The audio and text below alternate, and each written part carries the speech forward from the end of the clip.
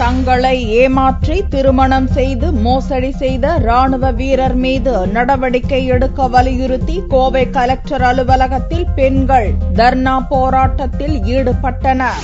கோவை மாவட்டம் கணபதி, மேட்டுப்பாளையம் மற்றும் ராமநாதபுரம் பகுதிகளைச் சேர்ந்தவர்கள் ரம்யா, பிரேமா, புஷ்பலதா.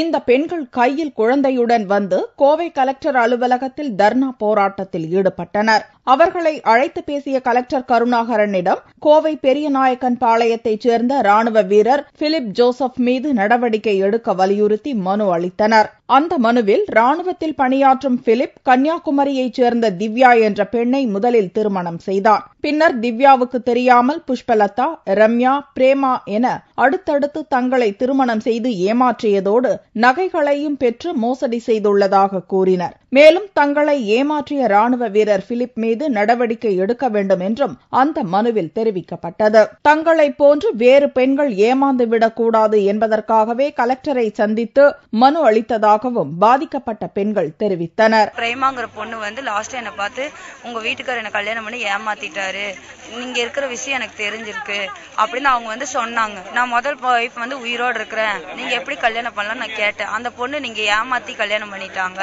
அப்படின்னு அந்த பொண்ணு சொன்னாங்க. அதுக்கப்புறம் பேப்பர் நியூஸ்ல பார்த்து ரம்யாங்கிறவங்க 2 குழந்தையோட வந்துட்டாங்க. கலெக்டர் கிட்ட நாங்க மனு கொடுக்க போறோம், அவங்க சிஎம் பார்க்கணும், சிஎம் எங்களுக்கு இதுக்கு ஒரு நல்ல பதில் சொல்லணும்.